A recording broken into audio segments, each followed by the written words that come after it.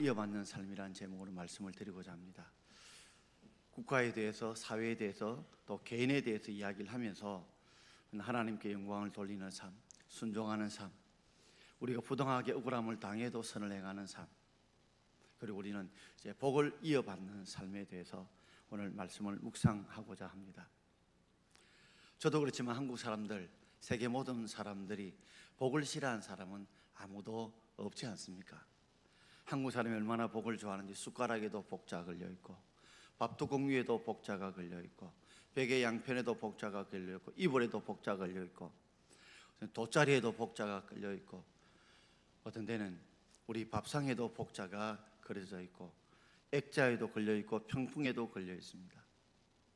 그만큼 많은 사람들이 복을 받길 원하고 있지요. 동양에서는 복을 일컬어 오복을 이야기하고 있습니다. 5가지 복을 이야기하고 있는데, 첫 번째 복은 장수의 복입니다. 사람이 오래 사는 것도 참 큰 복이다, 맞죠? 두 번째 복은 부자의 복입니다. 재물을 많이 얻을 수 있는 것도 큰 복이지요. 세 번째 복은 강령의 복입니다. 평안할 강자, 평안할 영자입니다. 즉 육신이 평안하다는 말은 육신이 건강하고 마음이 평안하는 것, 이것도 큰 복이죠. 네 번째 복은 유호덕의 복입니다. 유자는 바유자, 좋을 호자, 덕덕자, 덕을 좋아한다는 말이죠. 그러니 많은 사람들에게 덕스러운 말과 행동을 함으로써 많은 사람이 존경을 받는 복이 바로 유호덕의 복입니다. 그리고 마지막 5번째가 고종명의 복이죠. 다알고자에다가 마칠 종자에다가 명명자, 우리의 목숨이 자신의 수명까지 다 하고 살고 죽는 것, 바로 고종명의 복이죠. 동양의 복을 봐도 소유의 개념의 복도 있지만 우리가 장수하고 그리고 부자가 되는 복도 있지만, 이 동양의 복 중에도 평강의 복, 육신이 건강하고 마음이 평안한 것도 복이요, 그리고 유호덕, 덕을 좋아하는, 말하자면 덕스러운 말과 행동을 하기를 좋아하고 존경받는 것도 큰 복이고, 이런 복을 가만히 보면 꼭 소유의 복만 있는 것이 아니라 우리 속에 내면의 복도 함께 이야기를 하고 있다는 말입니다. 구약에는 주로 소유의 복을 많이 강조하고 있다면, 신약에는 우리가 어떤 사람이 되느냐, 보이지 않는 내면의 복을 더 많이 강조합니다. 대표적으로 마태복음 5장에 보면 팔복을 이야기하고 있죠. 심령이 가난한 자가 복이 있다. 애통하는 자가 복이 있다. 온유한 자가 복이 있다. 남을 긍휼히 이기는 자가 복이 있다. 마음이 정결한 자가 복이 있다. 남을 화평하게 하는 자가 복이 있다. 그리고 을을 위해서 핍박받는 자, 박해받는 자가 복이 있다고 말합니다. 이 복은 소유의 복을 말하는 것이 아니라 우리가 어떤 사람이 되느냐, 거기에 초점을 둔 내면의 복을 말하고 있습니다. 이걸 한번 우리가 깊이 생각해 보면 이런 것이죠. 하나님, 우리가 어떤 것을 얻기 전에 어떤 사람이 되기를 더 간절히 원하고 있습니다. 우리 심령이 바로 되어서 바로 하나님을 믿고 바로 사는 그 사람이 어떤 사람이 되느냐, 이 복이 정말 중요한 복이고, 그렇게 하나님 마음이 합하게 살다 보면 하나님 우리에게 물질의 복도, 우리에게 생명과 장수의 복도 우리에게 주실 줄 믿습니다. 여러분들도 복을 누리길 원하시면서 여러분 마음속에는 여러분의 후손들이 또 복을 이어받기를 원하지요. 우리 부모님들이 왜 이렇게 잠을 잘 것 자지 않고 정말 땀 흘리며 수고하며 애쓰며 열심히 직장생활하고 사회생활하고 또 우리가 회사를 경영합니까? 내 때뿐만 아니라 내 다음 세대, 우리 자녀들 후세대가 잘 되기를 원하는 마음이 너무 간절해서 내처럼 이런 고생하지 않고 좀 살 수 있도록 복을 유산으로 남겨주려고 하는 그런 간절한 마음들이 부모님께 다 있지 않습니까? 하나님도 그런 마음을 가지고 계십니다. 하나님 우리에게 복을 주시는 분이지만, 또는 복을 후손들에게 이어지기를, 계속해서 상속되기를 하나님이 원하시는 분이 바로 우리 하나님이십니다. 오늘 베드로는 3장 9절 하반절에 보면 이런 말씀이 있죠. 우리 같이 한번 읽어보겠습니다. 이를 위하여 너희가 부르심을 받았으니 이는 복을 이어받게 하려 하심이라. 복을 이어받게 하려 하십니다. 있는다는 말은 상속한다, 계속 누린다는 말입니다. 어떤 가정에는 복이 끊어지는 분이 있습니다. 계속 선대부터 신앙이나 믿음이나 복이 이어지다가 어느 틈엔가 그 복이 끊어지는 사람이 있는 반면에 다시 어떤 사람은 그 신앙이 계속 이어지고 상속되어질 뿐만 아니라 물질의 복까지도 장수의 복까지도 이어지고 상속되어지는 그런 가정도 있으시죠. 하나님은 우리 당대로 복이 끝나지 않고 우리 후손까지 복을 주시길 원하고 그 복이 이어지길 원하시는 것이 바로 우리 하나님인 줄 믿습니다. 그래서 출애굽기 20장 6절에 보시면 이런 말씀이 있죠. 자, 출애굽기 20장 6절입니다. 나를 사랑하고 내 계명을 지키는 자에게는 천대까지 은혜를 베푸시느니라. 하나님은 몇 대까지 복을 베푸시길 원하십니까? 은혜 베푸시길 원하십니까? 천대까지입니다.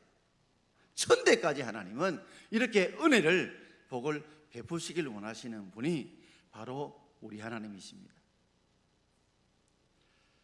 오늘 우리 삶에 돌아오면서 이 하나님의 마음처럼 어쩌면 제 마음도 그렇습니다. 저는 제뿐만 아니라 여기 있는 우리 모든 성도들이 계속해서 하나님이 이 복이 막히지 않고 끊기지 않고 신앙과 물질과 장수의 복이 이어지기를 주의 이름으로 축원합니다. 오늘 읽은 본문에 보면 여러 개 복잡한 것이 아니라 단 두 가지로 말씀해 놓고 있습니다. 자, 첫 번째 제목을 우리 같이 한번 읽어보겠습니다. 형제 이웃을 사랑해야 합니다. 형제와 이웃을 사랑하라고 말씀하고 있습니다. 베드로는 3장 8절 말씀을 우리 함께 읽어보겠습니다. 마지막으로 말하노니 너희가 다 마음을 같이하여 동정하며 형제를 사랑하며 불쌍히 여기며 겸손하며 그랬습니다. 마지막으로 말한다라는 말은 앞의 말에 결론적으로 내가 말을 한다는 말입니다. 여러 가지 이야기를 하면서 오늘 베드로는 내가 결론적으로 너에게 말하는데 하면서 오늘 복을 어떻게 하면 이어받는 삶에 대해서 두 가지를 말씀하고 있는데, 먼저 너희가 다 모두가 마음을 같이하여 동정하며 형제를 사랑하며 불쌍히 여기며 겸손해라고 말하고 있습니다. 근데 우리 본문에 보면 그 핵심적인 단어가 뭐냐면 형제를 사랑하라는 말입니다. 하나님은 하나님을 사랑하고 내 이웃을 내 몸같이 사랑하라는 것이 하나님 우리 주신 가장 모든 성경의 핵심적인 말씀입니다. 성경의 모든 것을 줄이면 십계명이고 십계명을 줄이면 바로 하나님 사랑, 이웃 사랑입니다. 형제를 사랑하되 어떻게 사랑해야 되는 것을 말하고 있는 겁니다. 마음을 같이하여 사랑하라는 것입니다.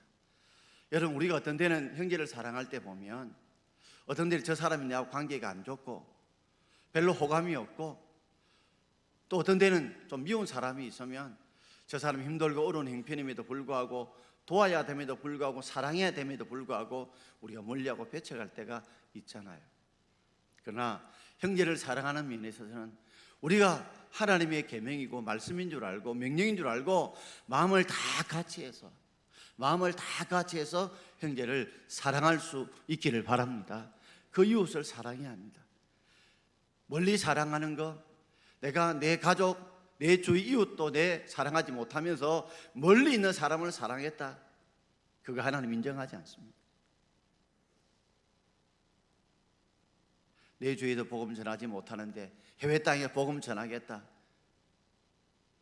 물론 우리가 이방 땅에도 복음 전하지만 내 이웃, 내 주위, 내 가족들에게 먼저 우리가 복음을 열심히 전하면서 또한 우리가 전도하면서 선교할 수 있는 여러분 되길 바랍니다.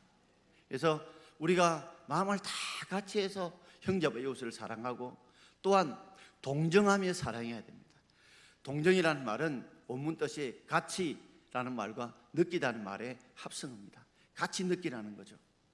형제가 이웃이 마음이 아프고 슬프면 같이 마음이 아프고 슬픔을 함께 느끼고 즐겁고 기쁨은 함께 즐겁고 기뻐하는 것이 바로 동정하는 것입니다. 우리가 이웃을 사랑하되 슬플 때는 함께 슬퍼해주고 기쁠 때는 함께 기뻐해 줌으로 슬픔은 반으로, 기쁨은 2배로 늘릴 수 있는 저와 여러분 되길 바랍니다. 혹시 우리 관계가 좋지 않아서 좀 못되면 와 꽃이다 잘됐다 이런 마음이 아니라, 힘들고 어렵고 슬픈 자들은 함께 기뻐해주고, 남이 또 내보다 잘되면 막 질투할 것이 아니라 함께 우리가 기뻐해주는 것, 바로 그것이 동정하며 형제를 사랑하는 것입니다. 그리고 우리가 불쌍히 여기며 형제를 사랑해야 합니다. 불쌍히 여긴다는 말은 이 체휼이라는 말인데, 바로 이 말은 이 휼자가 마음심에 피혈자가 붙어있는 게 휼입니다. 내 마음속에 피를 준다는 거예요. 그러니 단지 안 됐구나 이런 말이 아니라 그에게 적극적으로 뭔가를 도우려고 하는 것이 바로 상대를 불쌍히 여기는 것입니다. 안 됐다 힘들다 이게 아니라 내가 그 형제를 어떻게 좀 적극적으로 도와주는 것이 바로 긍휼히 여기는 것, 바로 불쌍히 여기는 것, 그것이죠. 또한 우리가 겸손하며 형제를 사랑해야 됩니다. 남을 좀 사랑했다고 베풀었다고 섬겼다고 마치 내가 대단한 것처럼, 내가 뭔 걸 준 것처럼 뻐기고 어깨 힘주고 교만하지 말고, 나의 나됨이 다 하나님의 은혜다, 하나님이 주신 것이다, 하나님이 베푸신 것, 그건 내가 베풀고 섬긴다는 마음으로, 내가 종의 자세로 섬기는 자세로 우리 겸손하게 우리가 이웃과 형제를 사랑할 수 있는 저와 여러분 되길 바랍니다. 그렇습니다. 우리가 이웃을 사랑하되 마음을 다하여서 같은 뜻과 생각을 가지고 함께 아파하고 함께 기뻐하면서 사랑하고, 또 그 형제를 불쌍히 여길 뿐만 아니라 뭔가 도와주려는 마음을 가지고, 그리고 섬겼다 할지라도 어깨 힘주지 말고 우리가 다 하나님의 은혜라는 걸 알고 우리가 낮아지는 마음으로, 돕는 자의 마음이 정말 겸손한 마음으로 도울 수 있기를 바랍니다. 우리가 하나님을 사랑하고 내 이웃을 내 몸같이 사랑해서 망한 사람은 없습니다. 하나님을 정말 사랑하지 않고 내 이웃을 내 몸같이 사랑하지 않아서 망한 사람이 있어도, 하나님을 진심으로 사랑하고 내 이웃을 내 몸과 같이 마음과 뜻과 정성을 다해서 사랑에다가 망한 사람은 없는 것입니다.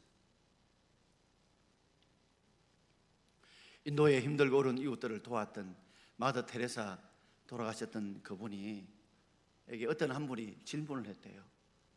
아니 당신은 어떻게 그렇게 수많은 사람들을 사랑하고 불쌍히 여기고 도울 수 있었느냐고. 그때 마더 테레사의 대답이 이거였습니다. 나는 지금 내가 만나고 있는 그 사람만을 최선을 다해서 사랑하려고 애썼습니다. 그랬더니 내가 많은 사람을 사랑할 수 있는 기회와 은혜를 하나님이 주셨다고요.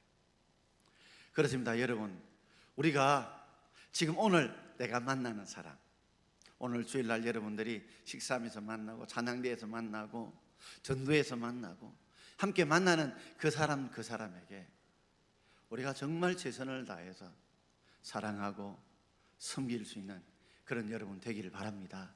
그런 마음의 자세로 나아가다 보면 우리는 다른 사람들도, 또 우리 저 멀리 이방 땅에 있는 사람들도 우리가 사랑할 수 있는 마음을 하나님 우리에게 베풀어 주실 줄 믿습니다. 어떤 한 분이 이 IMF 때에 사업이 쫄딱 망했습니다. 1997년부터 97년까지 우리나라가 얼마나 IMF로 인해서 이 원조를 받을 만큼 어려웠습니까? 사업하는 분들이 많이 도산하게 되었고, 또 직장에 다니는 분이 많이 실직하게 되어졌습니다. 이 한 분도 조그마한 중소기업체를 운영하게 됐는데 이 IMF의 직격탄을 맞아서 산산조각 났습니다.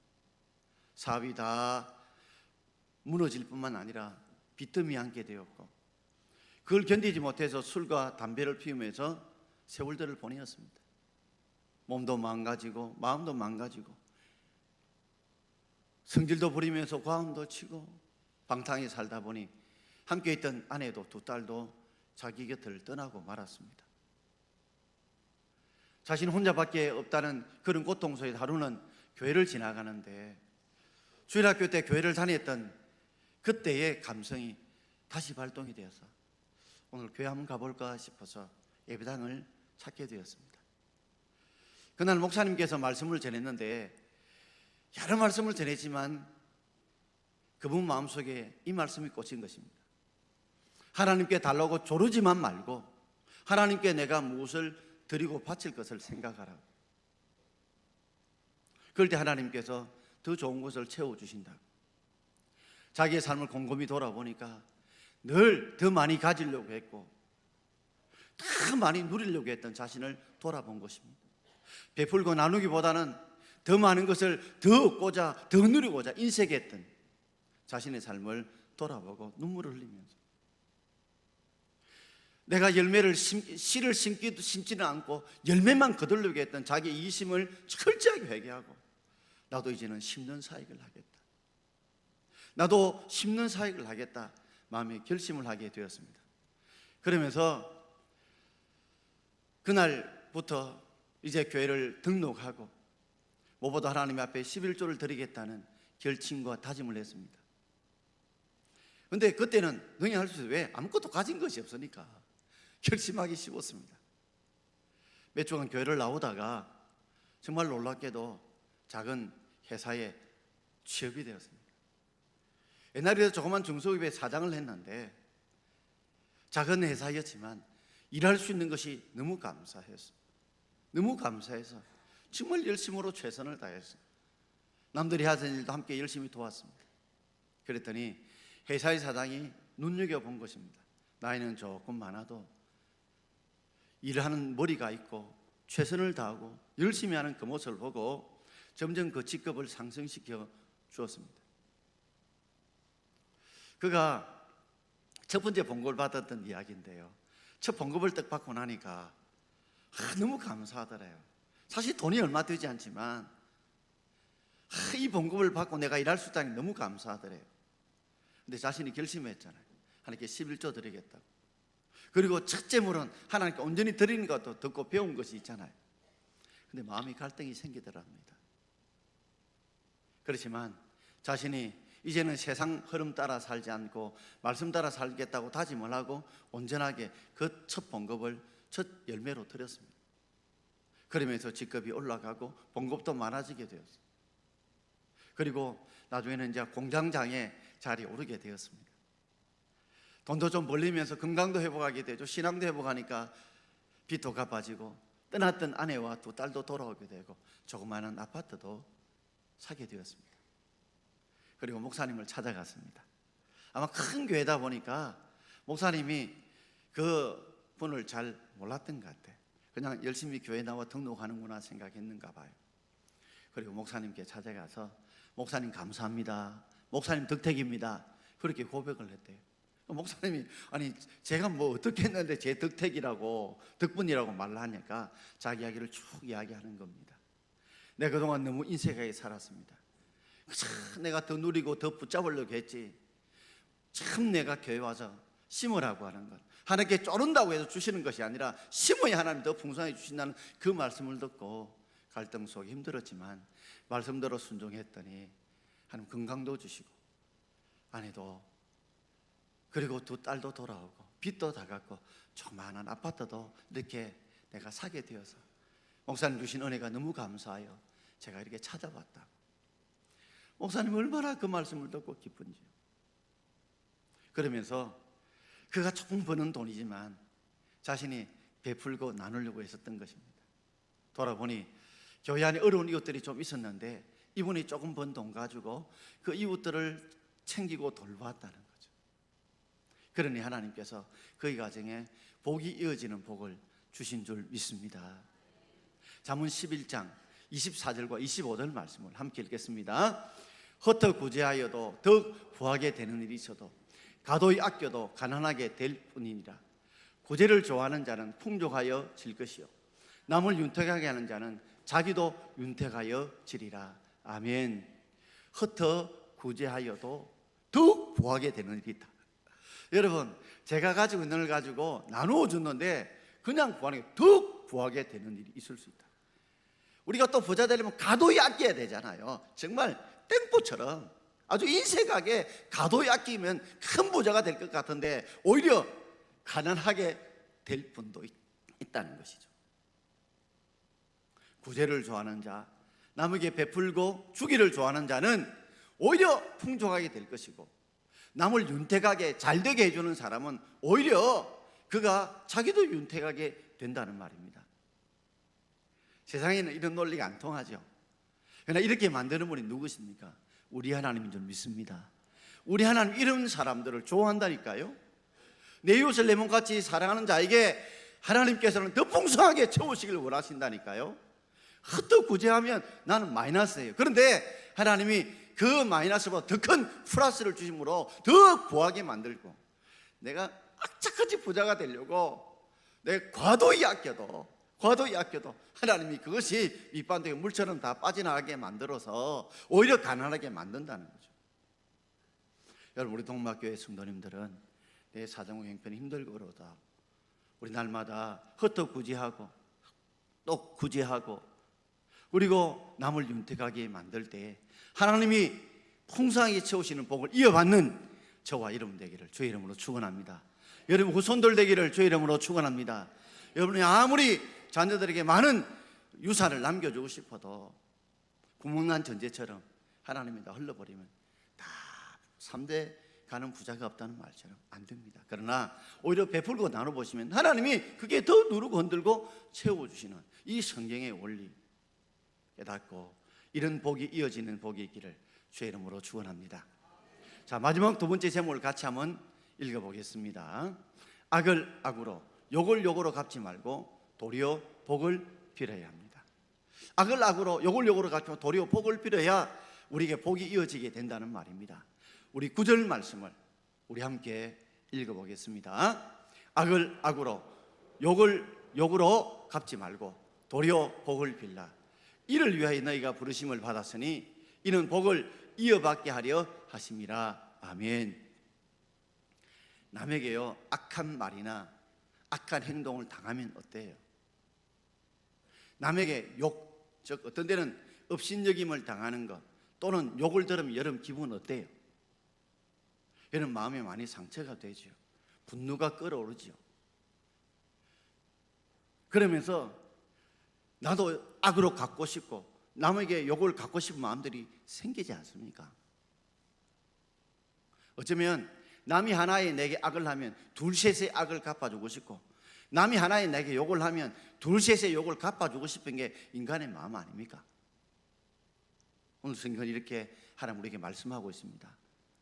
당연히 인간의 본능은 악을 악으로 욕을 욕으로 갚고 싶지만 그럼에도 도리어 뭘 빌라고요? 뭘 빌라고요? 복을 빌어줘라. 누구를요? 내게 악을 행하고 내게 욕을 행하는 자에게 도리어 복을 빌어주라. 여러분 인간의 힘으로 할 수 있는 일입니까? 불가능한 일입니다. 내게 악을 행하는 자에게 내게 욕을 행하는 자에게 내가 악을 악으로 갖고 욕을 욕으로 하는 게 당연하죠. 세상적으로 보면. 그런데 오히려 그런 자를 향해서 복을 빌어주라. 복을 빌어주라. 잘 되기를 빌어주라. 회개하기를 빌어주라.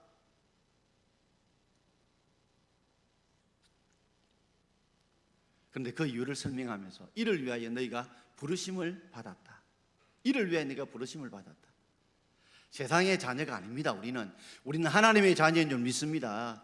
하나님의 자녀라면 하나님의 마음, 하나님의 성품을 우리가 가져야 되지 않겠습니까? 하나님의 형상을 우리가 가져야 되지 않겠습니까? 하나님의 형상이 뭡니까? 바로 하나님이 우리 안에 형성되는 겁니다. 바꿔 말하자면 우리가 예수님을 닮아가는 겁니다. 이런 경우에 예수님이라면 어떻게 하셨을까? 예수님은 어떻게 말씀하셨을까? 어떻게 대하실까?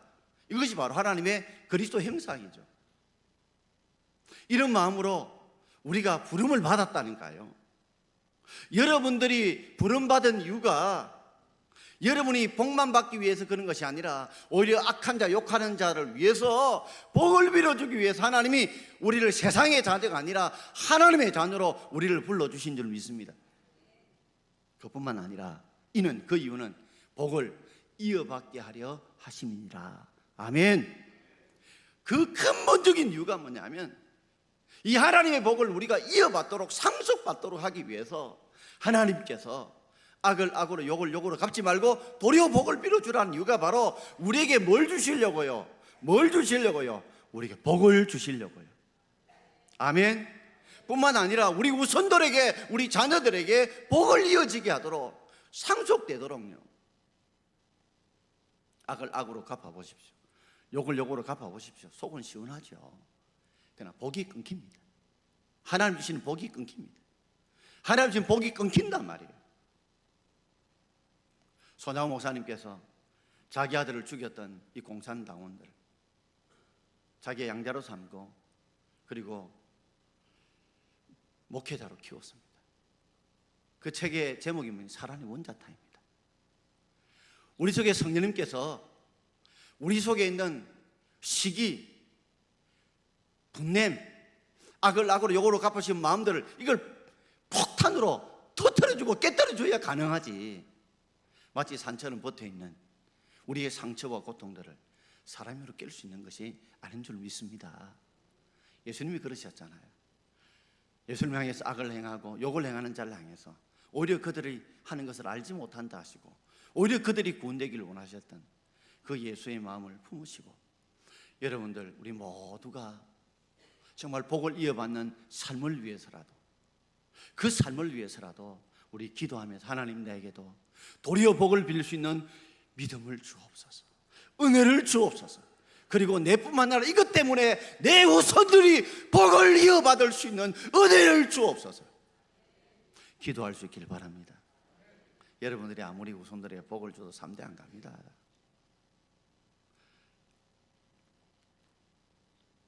그러나 우리가 이렇게 살 때 하나님이 복을 부어주신다는 거죠.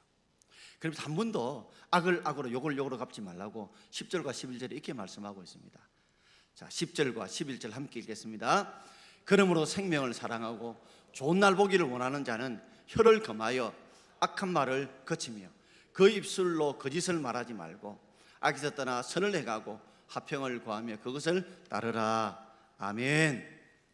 그러므로 생명을 사랑하고, 악을 행하는 자도 욕을 하는 자도 생명입니다. 그 생명이 어떻게 변할지 몰라요. 사랑해라, 원수도 사랑해라 하면서 좋은 날 보기 원하는 자들, 어떤 자일까요? 내가 악을 악으로 당하고 욕을 욕으로 당했지만 근데 언젠간 하나님이 내 중심을 아시고 하나님 복을 이어받게 할 날, 즉 좋은 날 보기 원하는 자가 원한다면 혀를 금해라. 이 금한다는 말은 혀를 멈춰라, 중지시켜라, 스탑이라는 겁니다. 혀를 멈춰야 뭐가 안 나와요? 악한 말이 안 나온다는 거죠. 악한 말이 안 나오는 거죠. 우리가 악한 말을 듣고 악한 행동을 우리가 당하면 그저 우리 속에서 혀가 움직임으로 악한 말이 나오게 되어 있어요. 이걸 거쳐라. 왜? 이것이 바로 복을 이어받게 하는 것이고 이것이 하나님 우리를 불러신 뜻이기 때문에 그렇다는 거죠. 그리고 한 번 더 이야기하죠. 그 입술로 거짓을 말하지 마라. 이 거짓은 모함을 말하죠. 어떤 데는 내가 욕을 당하니까 나도 어떤 데 보면 저 사람 보니까 이런 잘못 저런 잘못이 있는 것처럼 느껴지고 보여져요. 그래서 거기에다가 덧붙이는 거예요. 더해는 거예요. 그래서 욕을 더 큰 욕으로 갚아주려고 거짓을 어떤 데 모함을 할 때가 혹 없습니까, 여러분?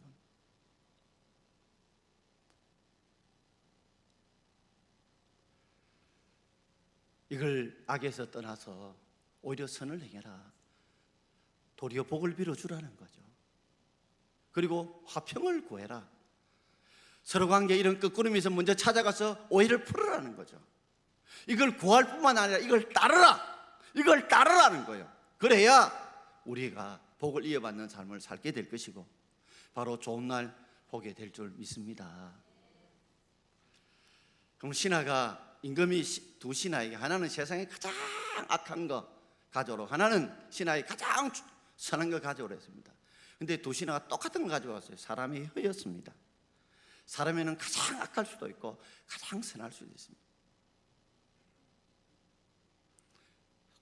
그러므로 우리 혀를 가지고 혀를 금하여 악한 말, 또 거짓말을 하지 않고 오히려 선을 행하고 복을 빌어줄 수 있는, 화평을 구할 수 있는 여러분 되길 바랍니다. 한 마을에 한 여자분 한 분이 하도 남 험담하기를 좋아하고 험담하다 보니 그게 막 자꾸만 눈등이 덧붙이잖아요. 재밌게 만들려고. 단점과 실수들을 자꾸만 흡입하는 거예요. 그래서 지혜로운 이 스승이 저 버릇을 좀 고쳐줘야 되겠다 싶어서 하루는 그 여인을 불러가지고 5일장 장날에 닭 한 마리를 사가줘라고 그랬어요. 그리고 중간쯤 그 마을쯤 오다 보면 어느 집이 있는데 거기에서 닭털을 다 뽑아오라고 그랬어요. 그래서 이 여인이 지혜로운 그 마을의 유지 같은 어르신이니까 그 말을 듣고 5일장에 가서 닭 한 마리를 사서 중간쯤 닭털을 뽑았어요. 그리고 그 어르신에게 찾아봤습니다. 그 어르신이 칭찬하는 겁니다. 이렇게 순종하니 너무 감사하다.